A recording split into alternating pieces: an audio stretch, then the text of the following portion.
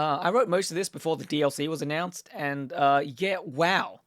I did not think it was possible for them to do our boy DK any dirtier than they already did, but here we are.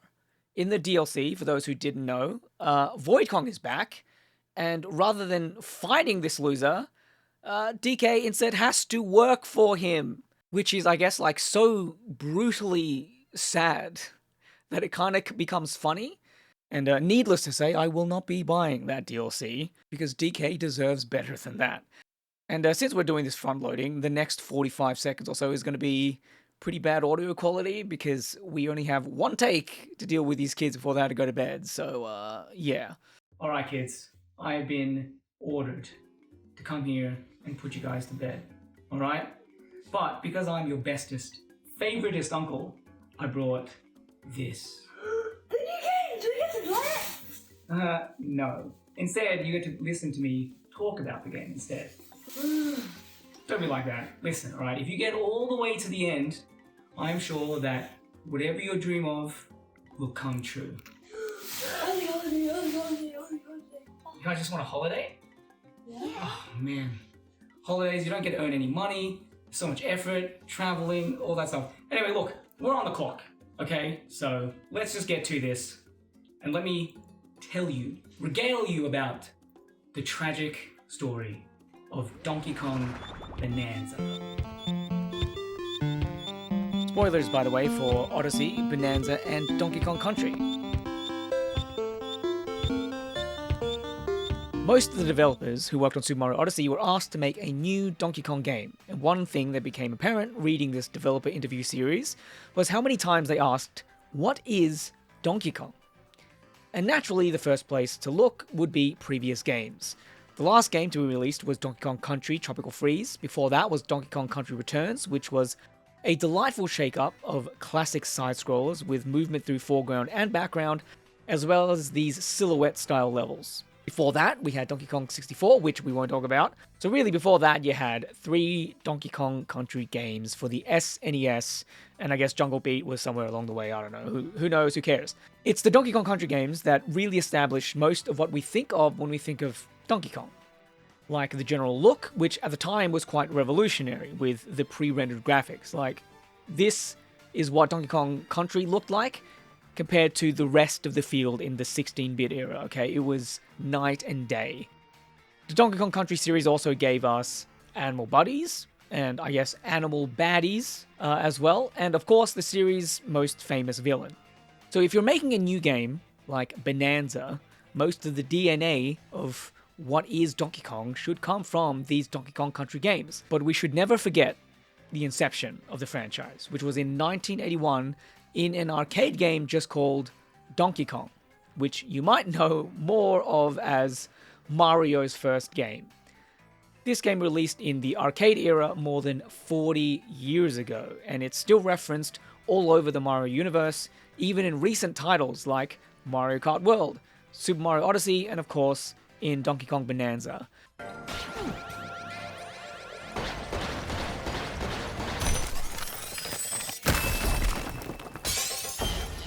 Wow, nice!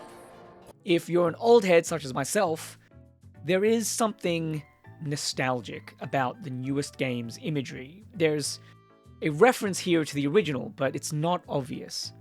It's in the highlights. The colors used were taken directly from the girders and ladders of the original to give this newest iteration its glossy sheen. I wanted to bring this to your attention to showcase just how much thought Nintendo put into what is essentially just a marketing image. If they're going through the effort of connecting this image to the history of the franchise, perhaps the game itself does the same thing. In our quest to understand what is Donkey Kong, how he is dressed up is part of that answer. When DK enters, we find that he explicitly has a job and he's wearing a hard hat and overalls. Given the franchise's roots with its construction side look, this all seems to point toward the idea that DK is a character that represents the working class. That's the easy answer because it is on the surface. To get something more meaningful, we must dig deeper. Other than aesthetics, one of the things you might notice when actually playing Bonanza is how Odyssey it feels. And I don't really mean the punching part, since that clearly feels different to Mario's jumping, but I mean in terms of the game's structure and progression and stuff like that. This is not an accident, and it certainly isn't out of laziness, because after the game's opening world is done with, we find that DK will have a companion in the form of a 13-year-old Pauline. The very same Pauline from Super Mario Odyssey. This makes Bananza a prequel, so the two games sharing a structure makes sense. But as with the rest of the flagship Nintendo properties, it is in how this structure is dressed up that conveys all of the meaning. Take, for instance, the change from this level select screen to this level select screen. One is left to right and the other is top to bottom. These are functionally exactly the same linear progression, so why would they make them different? Well, for Odyssey, left to right can imply a sense of equality, right? That each level is just as valuable as any other. Each one is just a step on a journey. It's when we add things like height that we start to imply other things, right? Like, number go up is good. Number go down, though, uh-oh. Bananza, we go from top to bottom, so some of those heighty implications are there by default. New Donk City, or, the surface, is at the top of our progression and is literally what we wish to get to. It is our dream, if you will, in the game. Progression being downward also works with the whole destruction mechanic and the fact that DK's job is to mine. But just like Odyssey frames the left to right progression as destinations on a planet, implying traveling more specifically, Bananza, through our understanding of geology, implies a more specific sense of time and history, because that's what's recorded in geographical layers and the fossils found there. So, even though Bananza's levels are functionally the same as Odyssey's kingdoms, Bananza calls them layers. And instead of kingdom-specific purple coins or currency doing a great job of serving the theme of traveling, Bananza changes them to fossils to further the theme of history. To put things simply, so probably not entirely accurately, in real geography, the further down you go, the further back in time you go, and the fossils you find there will indicate the life that lived all those years ago. We call this the fossil record, and reading it tells us the story of life on Earth. The layers in Bananza have fossils, like your classic trilobite, ammonite, leaves, but some layers feature a really large, unique fossil. These are the fossils and the layers they appear on. Whale, Triceratops, Tyrannosaurus, spider, swordfish, sea urchin, robot, 8-bit DK. Taken as a whole, there isn't a clean connection to geographical layers and time, but you might notice that we can organize these fossils into sets, and within the sets there seems to be a stronger correlation. Whale is first because it is more current, then the dinosaurs because they are further back in time, and yes, I checked, the earliest Tyrannosaurus fossil is further back in time than the Triceratops fossils. Next is the spider fossil, and this particular spider appeared first in Donkey Kong Country 2. Then on a lower layer, on guard the swordfish, because it appeared in Donkey Kong Country 1. We then have sea urchin and robot, which both appear in Donkey Kong Country 3, and I'm pretty sure the robot, Chaos Mark 1, appears before you fight Barboss, the Lurchin boss, in Donkey Kong Country 3, so that still tracks out. And then finally we have 8-bit DK, and that is of course the oldest in the franchise, appearing in the original Donkey Kong. Now, the fossils you collect closest to the surface are from our reality. There's 3 of them, right? Dig deeper and you will find fossils that relate to the Donkey Kong franchise, and the first set of these are friends.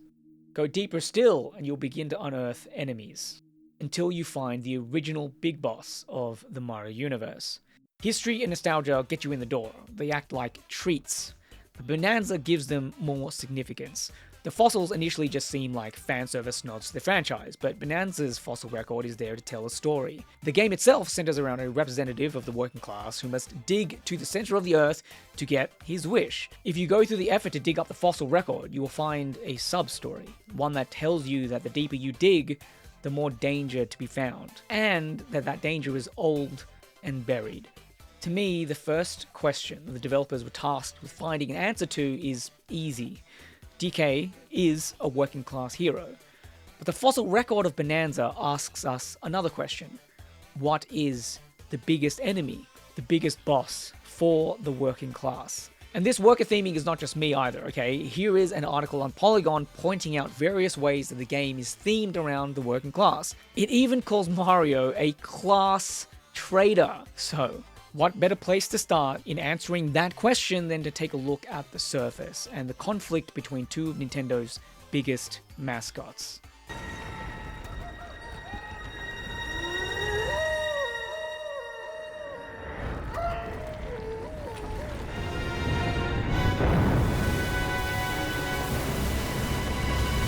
There is something poetic about these two characters.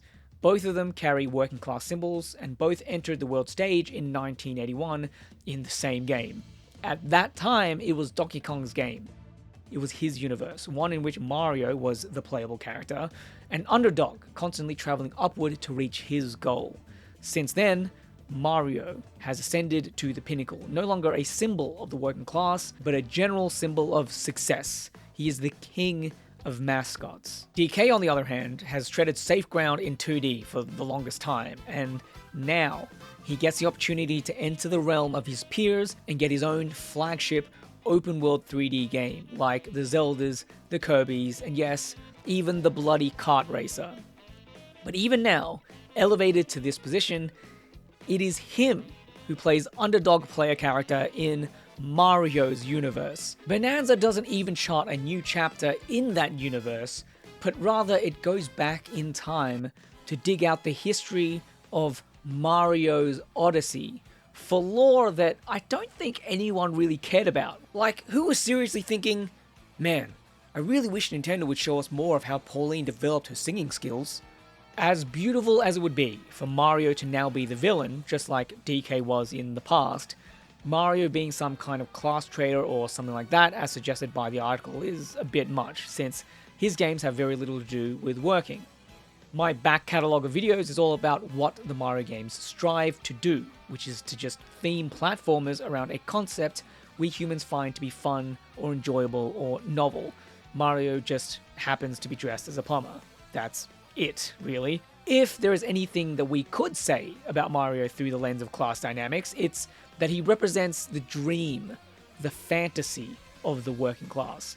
When where you, yes you, as your average short, chubby, working class plumber, can run around and defeat the evil dragon, and the princess will fall in love with you, and you get to live in the big castle, and spend all of your time having adventures, and everyone knows who you are and loves you. Donkey Kong, on the other hand, is much more grounded in the everyday experience. I think we kind of missed this because we didn't really think of games this way at the time, but DK has always been more working class than Mario.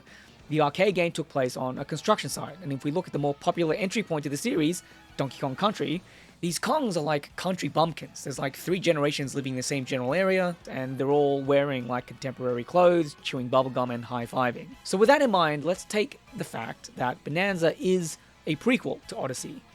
Odyssey is a game themed around holiday destinations, so how dirty is it that Mario gets an entire game that is about going on a vacation due to a destination wedding, and DK gets the game that is just about digging into the dirt to get money and fighting the boss of a mining company. Like seriously, there's a level where in order to progress, you have to pay a bribe to security. I cannot underscore how much realer that experience is in comparison. In Mario games, your platforming skills solve basically every single problem in terms of progression. Here, progression is blocked by whether or not you've done enough grinding for coin. It makes perfect sense though, because again, DK is the experience of the working class, and so it is his game where you do the work and earn the money that sets up the holiday, which is the dream of the working class. It's not just on this sort of meta level. We can compare the two games more granularly and see more evidence of this divide. The first example is health. In Odyssey, the way you got extra health was by getting a power-up, which is classic Mario, like the star or the flower or the mushroom. It's sort of abstracted. In Bananza, those bonus hit points only happen after you sleep, which is reality. Refreshed and ready to go! And not only that, What, you thought you could just run around and find a bed for free? Someone sounds awfully privileged. No, of course, like the real working class, DK has to go and pay for it. You have to run around the world and find these house-shaped duties made of crystal and actually pay them to build you a room with a bed. Again, this is the lived experience. Let's look at the worlds themselves. In Bananza, we have a couple of these giving off holiday vibes, like the resort layer or the feast layer, but one of the very first layers you visit is filled with smokestacks, which harkens back to a time when humans had to build essentially massive chimneys so that the smoke coming out of industry would be emitted above the places where workers lived, which was actually more of just a byproduct of them wanting to burn things more efficiently, but I digress. Other levels, like the obligatory snow/ice level, is a dessert factory. The forest level is mainly a place to host a hotel. Even the level that's a big theme park is less about enjoying yourself and more cleaning up the joint and making the burger. So much of the goings on in the game is about doing work or about places that host lots of workers. Factories, restaurants, hotels, theme parks, spas. Basically all of the layers have some kind of place of work shenanigans going on. I also thought it was a bit weird that all of the elders are DJs, but hey, look, that's just another job and probably a pretty decent way to retire. Music is also a thing, not just because of Pauline, but because of Donkey Kong Jungle Beat, so there's that also. In other ways, the game is more subtle with its depictions. Take this moment here. This is a challenge level that is blocked by a bunch of rocks, and normally there's a constructone right there who you just pay and they remove the obstruction. Here, there's just this snake that is doing his best, but not really getting the job done. Solving this requires you to find the constructone, who is just chilling in his house, and that is what gets the job done ultimately. Of course, you still have to pay them, but then we get the snake saying, oh wow, I guess that is how a real constructone does it, or whatever it is. This happens once, and it is just a tiny little thing, but it speaks beautifully about anyone who has tried to DIY and fails miserably, only to have to call in a professional later. There's also Cranky Kong, who shows up in pretty random places in every layer, but if you find him, you get a reward. To me, this is a reskinned version of Captain Toad in Super Mario Odyssey, who shows up in every kingdom, usually in a fairly random location, and when you find him, you get a reward. So far this does seem like a lazy reskin, except Toad has unique dialogue for each location, and Cranky Kong says the same thing basically every single time. There is something about this choice and having Rambi there with him that makes me kind of sad. Because as a kid, Cranky Kong was this funny character that did rants, the classic archetype of old man yells at cloud. But when you grow up and live life and get more and more exposed to the ravages of aging, things change, and this feels like they're saying that this Cranky Kong has dementia. And though this is something that we all have to deal with outside of class, it does cement the idea that Donkey Kong is a property that is much more down to earth with the lived experiences than Mario. We all have dreams of who we want to be. That person, that dream person, is always basking in the limelight. But we will always be in their shadow. They are free from burdens, so it is us that must shoulder the saving up of money to buy a house or check in on our elderly relatives. This is why DK, even when he gets his own flagship level game, it's perfect that it's a prequel. It has to be something that retrospectively sets up the holiday that only the fantasy version of you can experience. Mario is that fantasy version of DK. He's not an enemy because he is who we want to be, a character free from burden. But you know what's kind of worse than this? It's dirty enough that they used a Donkey Kong game to be a prequel to a Mario game. But even within his own game, he is not the star. Just as it was in 1981, we have a Donkey Kong game where the titular character plays a support role to another character. It was Mario back then, and now it's Pauline.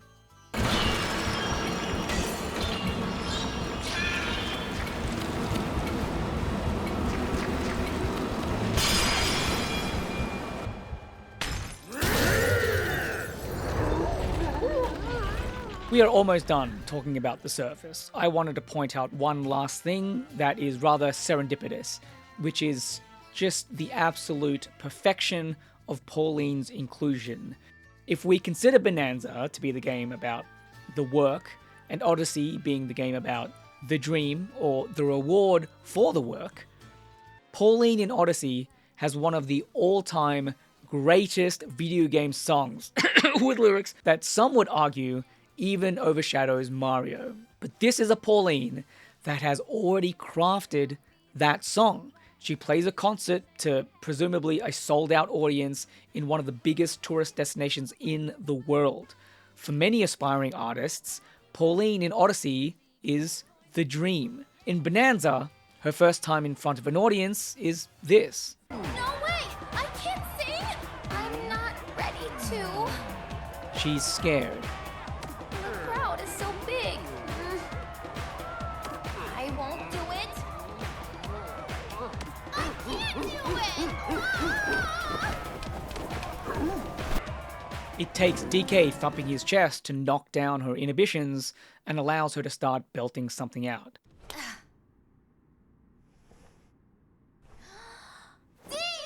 As the game progresses, each subsequent performance shows her gaining more and more confident until it seems like she doesn't even need DK there at all. DK, give me a beat. And things don't end there. In the post-game, Pauline actually comes back, and all that is there for the duo to do are rehearsals, aka the work that gets you the dream performance. And it is here that Pauline begins to train more specifically in the art of singing. But I'm pretty sure I improved my breath control.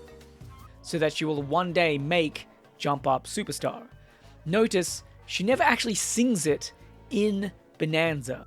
That song marks the end of a journey, the reward at the end of work, and so it does not belong in Bananza. Just while we're here, I want to point out how genius these rehearsals are. Like, initially they just seem like fun challenge levels that require a better understanding and purposeful use or better control of animal transformation abilities. But then right at the end, when you finish them, Pauline says stuff like this. You know, I've been focusing on how I sound when I'm singing, and I think it's improving my vocal range. I can sing high notes and low notes that I couldn't before. And then you realize each of the animal transformations and their gameplay works as a sort of metaphor for songcraft. High notes and low notes. This is the level at which Nintendo operates at, okay? It is actually insane. When you go and read the third part of the Ask the Developer series on Bananza, they talk about how Pauline was brought into the game. Animal transformations were being worked on, and one of the artists presented this and spoke about it this way. And so we needed a special kind of music to accompany these transformations to make you feel a heightened sense of urgency and movement. Part of this, I would argue, is due to there being fewer songs in video game soundtracks with lyrics or vocal tracks, so they stand out more. But the devs here say it more broadly that the human voice is very powerful in its own right. It very much seems like this is why Pauline was included, because she opens up the entire second half of the worker theme, since the basis for Pauline's power in Bananza is not one of physical prowess, but of song. And if you have done any drudge work in your life, like say, refilling shelves in a supermarket after midnight, you'll recognize how life-changing music is to your experience. And even if you don't share that specific experience with me, I think we all understand how songs affect us, whether it be that breakup song that turns you into a sobbing mess, or that workout mix that somehow allows you to push past the pain and, you know, turn you into a swole ostrich. In Bananza, this is made literal, with Pauline providing the catalyst to transform DK into an animal companion. What used to be just like a random thing that made gameplay different is now a specific power that is connected to our own experiences. So, despite overshadowing DK in the story, there's actually really good reasons for Pauline's inclusion. The first is that she connects the game in terms of time, the future in Odyssey and the past in animal transformations of Donkey Kong Country. The second is that she lends herself to the worker theme. She is a singer and eventually a songwriter. And thirdly, she represents what the villains hate. Pauline has no destructive power. Her power is to sing. to perform and make people dance and be happy or feel things or whatever it may be. From basically nothing, she can create something that she gives freely to others. I will go over how this affects the bad guys in more depth later, but for now we should really talk about DK, because I don't know if you're aware of this, but it's his game. It's named Donkey Kong. He's important too, because he is also a primal force, but it is one of destruction. Both of these characters help each other. DK helps destroy Pauline's anxiety, and she helps him transform into more specific and powerful forms. They end up being two sides of the same coin, the coin of a worker. We think of destruction and creation as opposites, but often you need some of one to do the other. This is work. In order to fill a shelf, I need to destroy a pallet of stuff so that I can then create a smaller pallet or trolley or cage that is suited for specific aisles. Or there's that phrase that goes, in order to clean a mess, you must first make a mess. This read is not isolated to just the two characters, in case you were feeling this was a stretch. It is literally the progression of the game as well. You start off just punching things as the Lord of Destruction, but then you reach a point where the game wants to diverge. This is a bit odd because the game immediately goes back to being a linear game, like right after that, so why would you bother putting in a divide? Well, I mean, Odyssey did it, so we have to maintain that structure, but that divide literally meant nothing except for a hiccup in the journey. Post-game, that progression gets papered over as if it didn't matter. In Bonanza, the divide stays. Why? Well, the divide introduces a really neat mechanic, and can you guess what it's about? It's about dividing.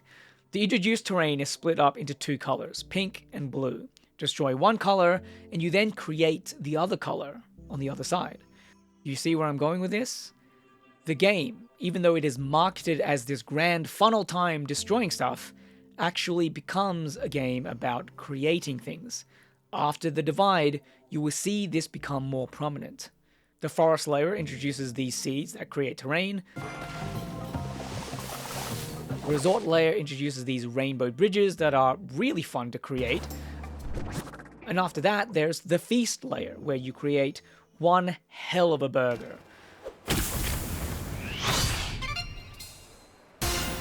Of course, each layer still has elements of destruction. The forest layer has thorns that must be destroyed. The resort involves destroying a giant watermelon.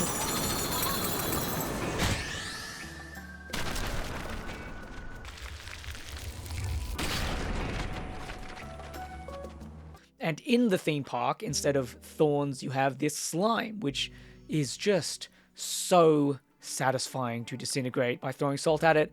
I am convinced that this was designed to elicit that same sense of satisfaction of watching like power washing videos. Nice one! I think the only real layer that doesn't involve DK explicitly making things is the trash layer, but I will get to that one later. As we approach the endgame, we come across the level with security, and here there is just a void. No walls or terrain in front of you to destroy.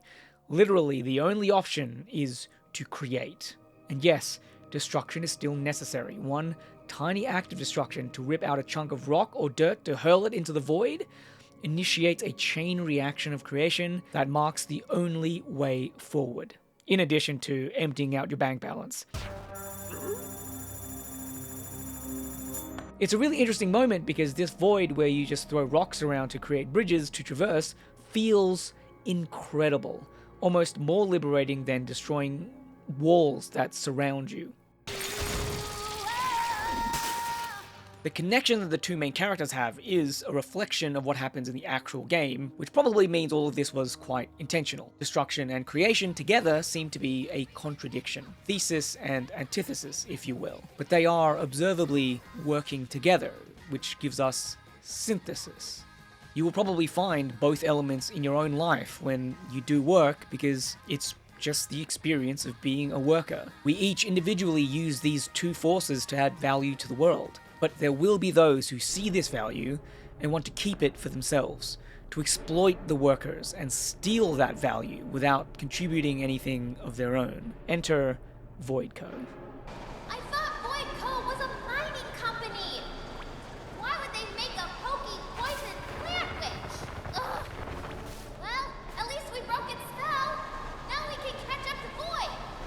This game isn't being subtle about things either, okay? The antagonists who constantly get in your way throughout the game are part of a mining company called Void Co., which, let's be real, is not far off of Evil Corp from Mr. Robot.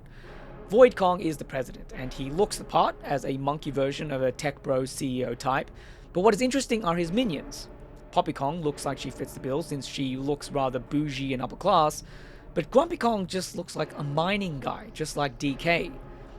He's the first one you have to fight, and it feels kind of bad to be beating down on your own kind like this, but thankfully this doesn't go down like other sub-bosses in the franchise, and you can go and talk to him after the battle. This, in and of itself, the fact that you can talk to these two after defeating them, is a sign that they hold more significance than typical bosses, which are normally just forgotten about immediately and have no real bearing on the rest of the game. Your fellow workers being used to fight the movement due to their own circumstances is a conflict within the working class that is often associated with labor movements. But one thing must be remembered. They are fellow workers, and they are not the true enemy.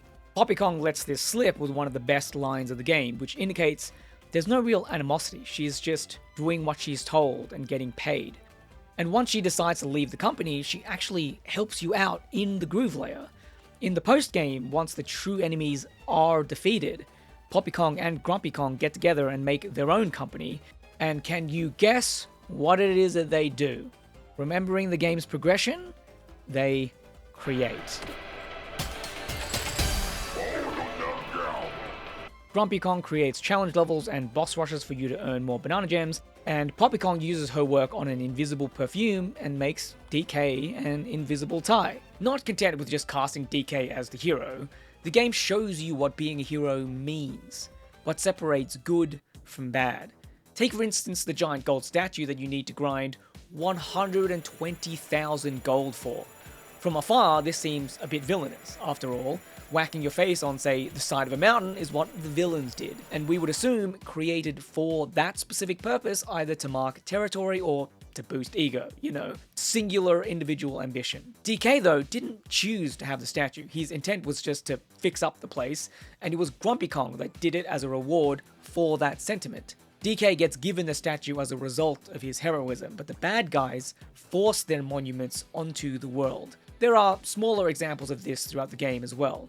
Within most layers, there's essentially housing that can be purchased, and in our modern-day housing crisis-afflicted nations, this seems really terrible. And that's where some of you would say, aha, Tomo, how can DK be the hero of the working class? He's a landlord now, mate. Literally just owning property and sitting on his bum all day making profit. Well, I'll draw your attention to the Lagoon Layer, where you will find the first place where you can go and sleep. DK didn't pay to sleep there, nor did he pay to get it made.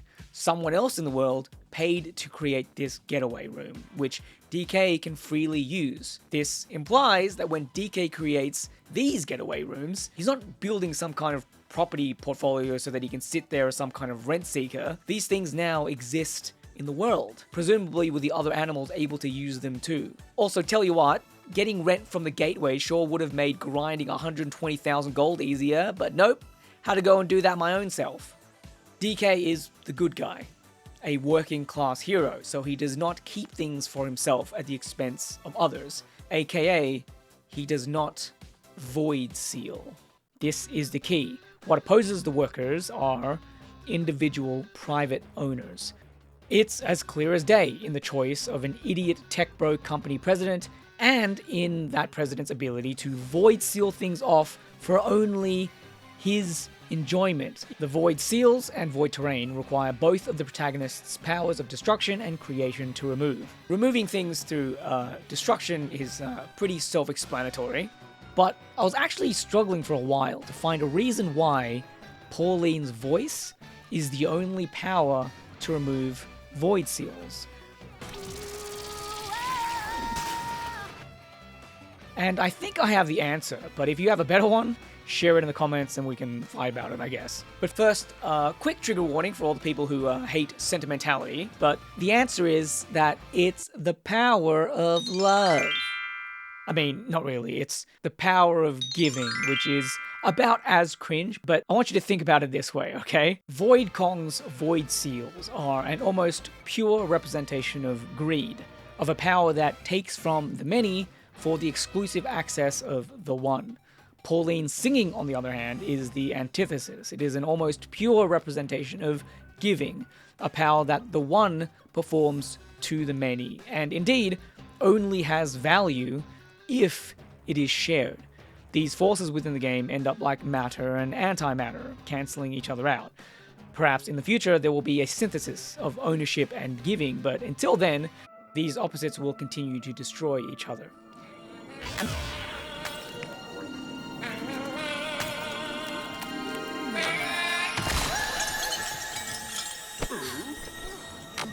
Anyway, ultimately, this is the experience of the working class. If you are of the Marxian persuasion, you will recognize what I hinted at, which, say it with me now, is the labor theory of value, which is basically the idea that what gives things like a banana burger its value is the labor that was put into it. The human being that cooked the banana patty and put it together is what makes it worth more than the individual parts. Workers, represented by two conflicting forces, destruction and creation, are the ones that create value. The destruction of iron ore into the creation of steel is value added to the world. This is why Void Kong is the bad guy and not Poppy or Grumpy. He doesn't want to add value to the world. He just takes things and wants to own them. At the end of the day, he and DK actually have very similar wishes. DK just wishes for bananas, which you would assume would just be an infinite number. And Void Kong literally asks for infinite gold. This is hilarious in its greed, because you know that Void Kong would just void seal every single piece of gold, even though he could give away an infinite number to everyone else, and keep an infinite number for himself. Now, obviously, there is something, or I should say, someone that I've been neglecting to bring up, and it is because I am just structuring this video like how the game is structured, okay? It is written in the fossil record of the game. There's 3 fossils about the surface level stuff, 2 fossils about friendlies, 2 fossils about enemies, and then a big boss, implying that there is one missing big boss fossil. Fruit, but it's not even the banana fruit. It's some kind of crocodile monster instead. He said his name was Rool, right? And he has his own banana. I had not followed any of the speculation around Donkey Kong Bananza, so King K. Rool's inclusion came as a really pleasant surprise to me. His inclusion is brilliant, not because it's a nice surprise for fans, but because he hits upon every theme the game has. First, history. Back in the day, there was a game called Donkey Kong Country, and in it, there was a DK, and the entire inciting incident was the theft of his banana hoard. In that game, bananas functioned like currency. They're basically used the same as how Mario games use coins, so the connection between wealth and bananas is strong in Donkey Kong Country games. Fans of trash channels might ding Donkey Kong Country here and say Donkey Kong has a gigantic banana hoard, even though they would obviously go off in like a week. Bananza actually addresses this in a way by introducing gold as a currency. But of course, we should now ding Bananza for changing the currency, since bananas were so thematic and the banana hoard was hilarious. Why would you abandon tradition like that? Ding. The modern enemy of the worker is the rent-seeking owner. The bosses who don't do any work and yet profit from and thus steal from the workers.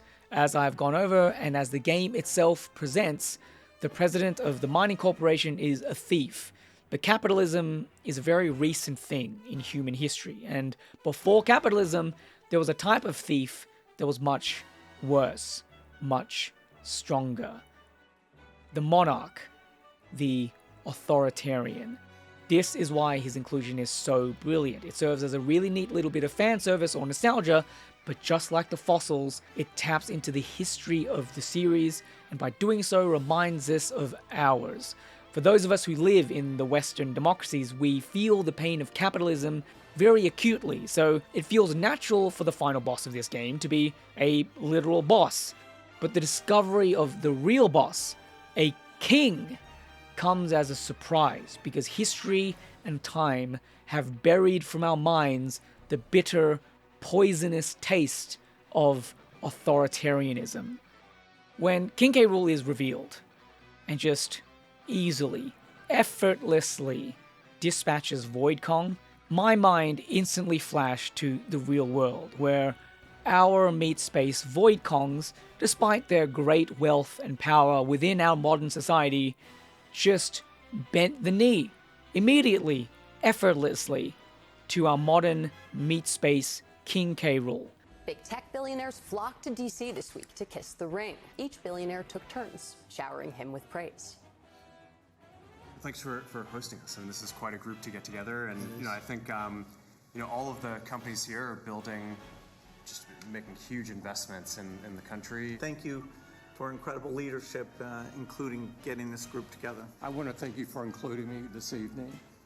It's incredible to be among everyone here, particularly you and the First Lady. Thank you for being such a pro-business, pro-innovation president. It's a very refreshing change. It's a bit hard to understand how these guys can be so pathetic, but there's more within the game that explains why a King K. Rool type is worse than a Void Kong type, and it actually takes that CinemaSins criticism to heart. King K. Rool says this.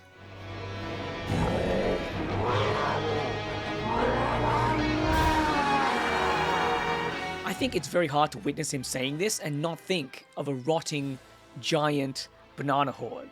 So Donkey Kong Bananza sort of agrees with the criticism. Having a giant banana horde kinda is bad, because it will go off. But I think this is why the game makes a point to show DK eating every banana immediately upon cracking them open.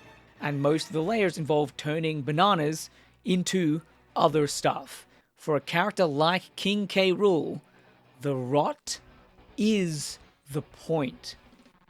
K-Roolity is the point, and that is much more damaging for the working class than the greed of a private owner. If you're still a bit confused, since both guys are kind of all about owning things, think about it through the lens of hunger. The boss wants there to be hunger in the world because it forces you to work for them, probably for cheaper than normal because you have to eat. For the authoritarian, the tool of hunger is not even used for subjugation necessarily. Often it is used explicitly for starvation. It's used to make people suffer or die. I would assume in this scenario that Kremlings would be rather well fed, but a Kong cannot be a Kremling. When all of the bananas are left rotting, who do you think is going to get fed? When we get to the surface, King K. Rool has somehow managed to survive the first battle, and just look at how his eyes light up. A land that has not yet been subjugated, and here we see the world. Our world, if it was under the control of such a character. Void Kong, as we saw through his rampage through the layers, mostly lets things be and just makes specific things his. He did not aim so brazenly to transform the world. This is the world under King K. Rool, which is not a world in which Pauline would be able to perform. I will speculate here, but I would imagine that her singing would be classified as degenerate, and her talents, at best, would be left to rot. But again, rot is the point. This is what makes King K. Rool the ultimate bad guy.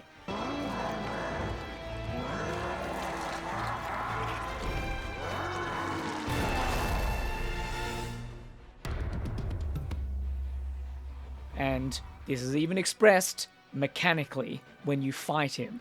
This is the terrain that King K. Rool uses to fight you. This is the only place it exists in the game, and naturally looks like sewerage. And this is where we can connect to another of the game's themes, labor value. A lesser developer would have done something like spawning the exploding terrain that you had been using throughout the game, and have the player use that in between dodging the banana rot to deal damage. Nintendo, because they're operating on a higher level than everyone else is, instead spawn nothing. All you have is your own power as a worker, which is to add value. Remember that trash layer I brought up before, where the local denizens essentially turn trash into useful stuff? Whoa, the whole village made of trash! This is why, even though DK doesn't end up creating anything in there, it is still thematically about creation. Hey, DK, You awake? Did you notice how the bridges, the houses, even the stores, they're all made out of junk? I bet the monkeys here could make anything out of anything. Like a concert hall made out of lost shoes, or a banana restaurant made out of tires and bent spoons. Okay, well maybe that's asking too much. But when life gives those monkeys trash, they turn it into treasure. I like that. Good night. I know that the landfill layer is also there to show you how eels grow, and that quote is from the lagoon layer, but it just works so well that I'm just going to keep it there, alright? Anyway, this is the key to how you defeat someone who revels in the rot of the world. You have to use your natural power as a worker to turn that rot into gold. Punching probably also helps a little bit too.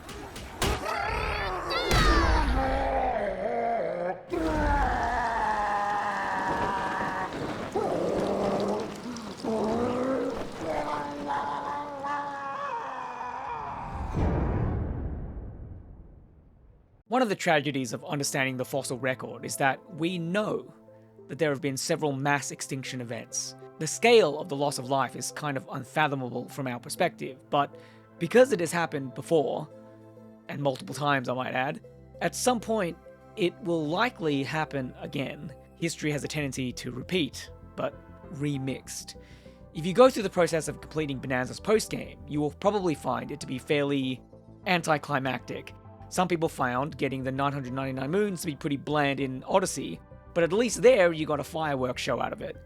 In Bananza, after going through all of the rehearsals and a final performance in the Harmonial, all you get is Pauline saying this.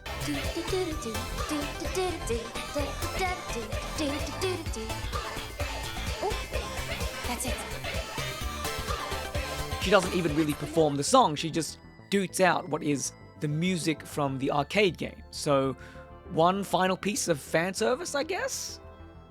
Except, like with everything else, it's not just that. You see, this is history repeating itself. Look at us, DK. I love to sing more than anything. I have this dream. Maybe if we get to the surface, you and me, we can make it more than a dream.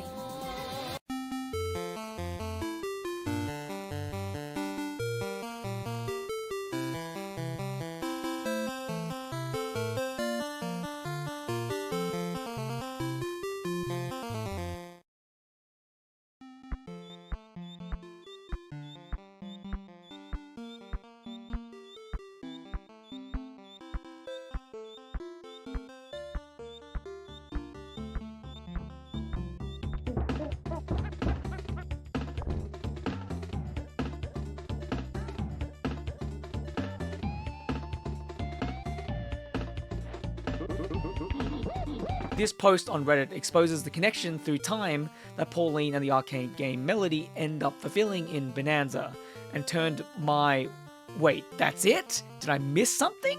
to a "oh, that's actually really cool." You see, the reuse of the girders and ladders in the marketing image is what Donkey Kong Country did. Cranky Kong is standing there with the gramophone on top of the girders of the original, only to be replaced by DK and a remixed version of that melody by David Wise, which is now coming out of a boombox and the new power of the SNES's sound chip. In Bananza, during the credits, Pauline sings the song that we spend the postgame trying to find inspiration for, and that song shares that arcade game melody.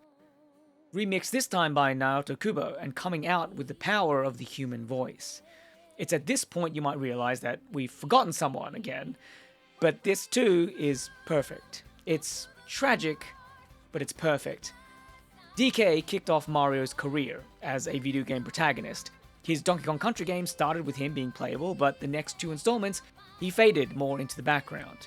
And now we have Bananza, where we spend the entire game helping Pauline become a superstar. The tragedy of Donkey Kong Bananza is that it is a story that repeats itself throughout history. The flattening of life into layers leaves only the successfully preserved to be found. And so we get stories where the workers who build the monuments are forgotten for the people who commissioned them. When we ask, what is Donkey Kong?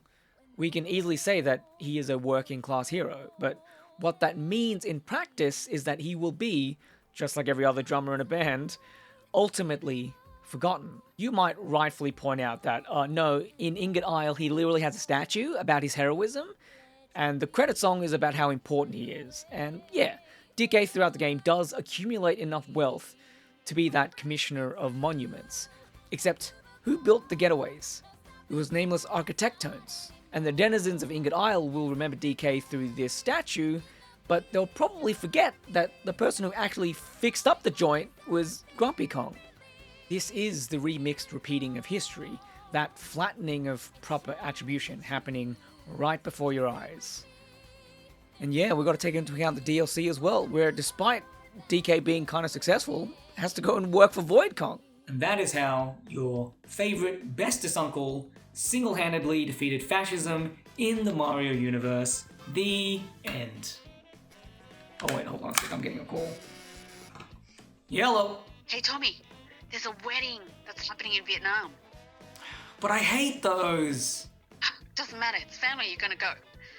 Since we're going to Vietnam for the wedding, Adam's going to do a marathon, we're going to visit the beach, maybe explore, Ho Chi Minh City. Oh my god, the food is going to be so good. I heard there's a festival with a big concert band too, so we can visit that, and then we can do the dinosaur museum, we can go on tour, and then we can do scuba diving. Hold on a second, is this video just a goddamn prequel?